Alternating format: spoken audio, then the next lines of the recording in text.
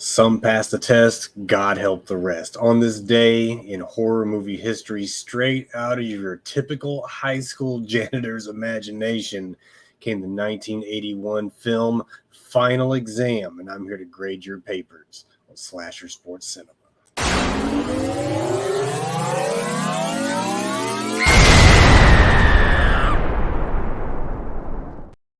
This film is it's a high school teen drama wolf wearing a slasher sheep's clothing, but I can't help but have fun with this one every so often, especially on its anniversary.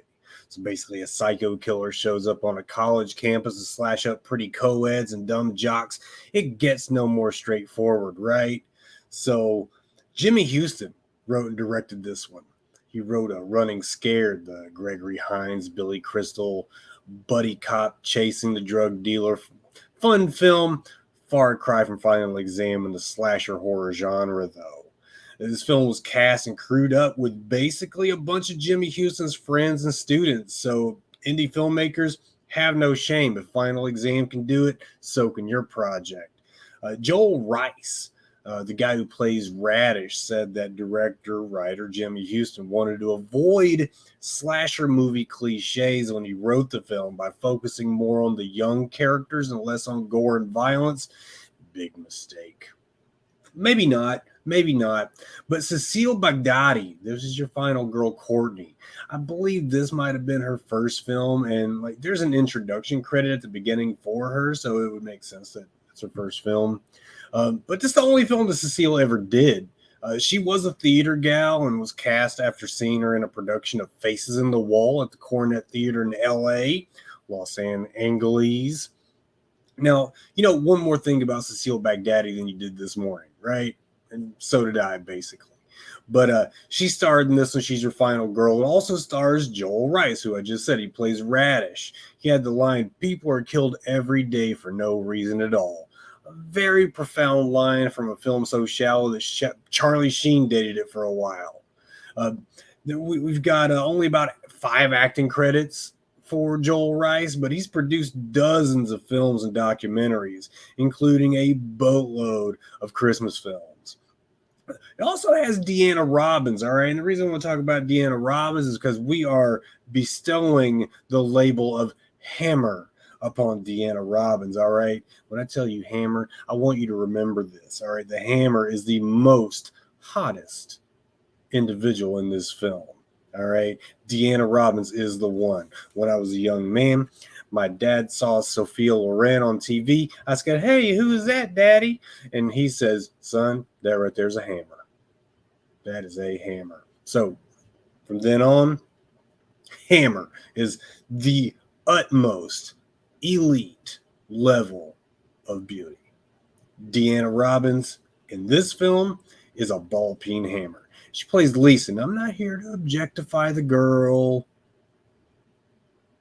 What the hell? Yes, I am. This girl's a hammer. She's slim, but still curvy. So it's like, what do you really have going on, Lisa? In Final Exam, Lisa's frogging her teacher, professor on the side, and, he's a hideous old perv. Looks like a mix of John C. Reilly and WKRP in Cincinnati era Howard Hessman. In other words, I think I'd have a shot. Nowadays, leave Deanna Robbins is selling real estate. I'd like to ask Deanna Robbins some real estate questions. I'd show her my junk and ask her if she considers it a lot. Yeah?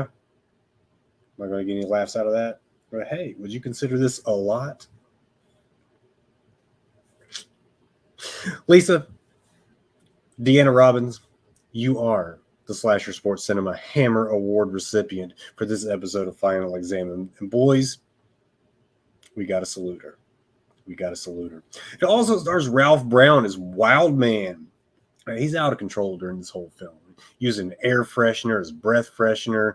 He's that friend we all had.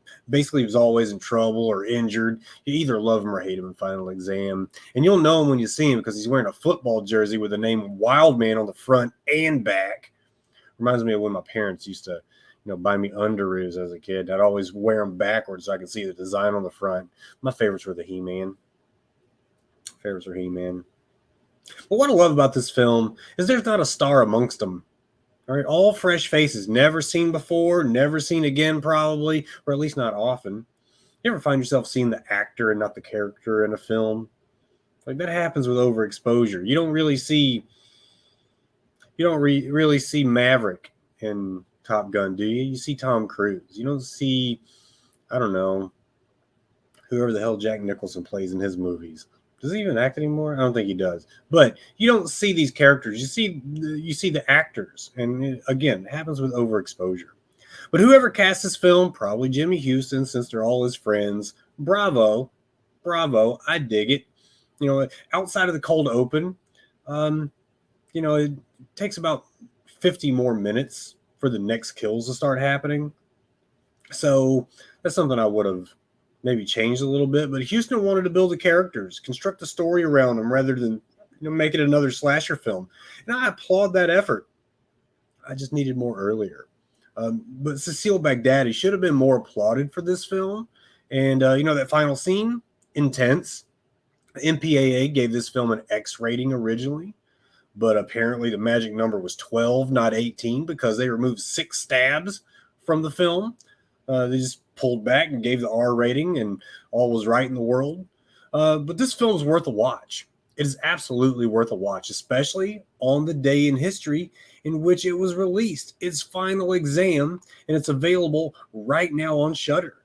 Right now on Shudder. So make sure you're following me on all the social media, Slasher Cinema on Facebook, Billy Graves SSC. You can see it in the corner right there on Twitter and IG, at Slasher Sports Cinema on TikTok, and of course, follow the whole Slasher Sports family.